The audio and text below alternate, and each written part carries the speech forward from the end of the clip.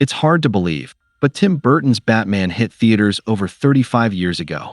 That summer of '89 didn't just give the world Michael Keaton's brooding pout or Jack Nicholson's gleeful scenery chewing. It birthed the modern superhero blockbuster.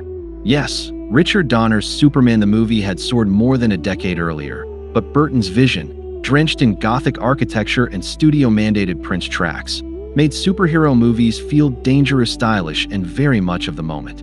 Since then, the film has lived on in sequels, in comics, and in countless pop culture echoes. And in 2024, Warner's offered something unusual, a full-length novel that dares to step into Burton's Gotham and continue the story directly from that original film. That book is Batman Resurrection, written by John Jackson Miller. With the sequel due out this fall, I wanted to revisit the first book before delving into Miller's next installment. Miller is no stranger to licensed tie-in fiction. He's penned Star Wars, Star Trek, and Halo stories, among others.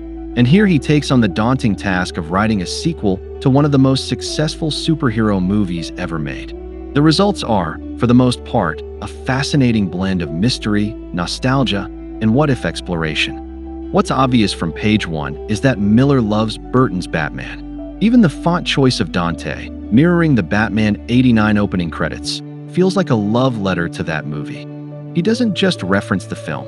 He digs into its unanswered questions, the kinds of dangling threads you only noticed after watching the VHS for the 12th time. Why were the Joker's henchmen already waiting at the top of that cathedral?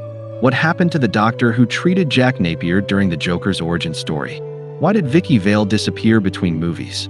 Miller doesn't treat these questions as minor trivia. He incorporates them into the backbone of his story. And that's where the book really shines. It's not just a Batman adventure slapped into Burton's skyline. It's a genuine attempt to write a proper sequel to the '89 movie, the sort of story that, had Warner Brothers cut Nicholson a check big enough to tempt him back, might have been the basis of an actual sequel in the early '90s.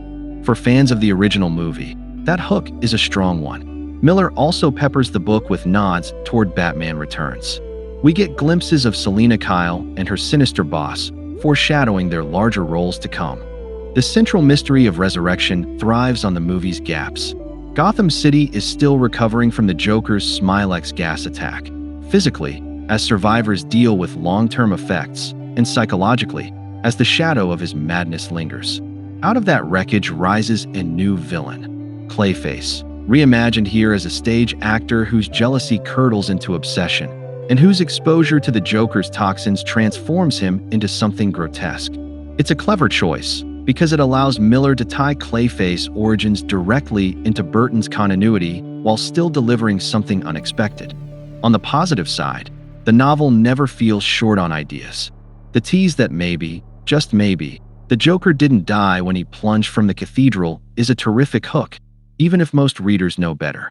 Perhaps the best moments of the book aren't when Batman is throwing fists, but when the text leans into the fan service, answering little mysteries you never thought would be addressed.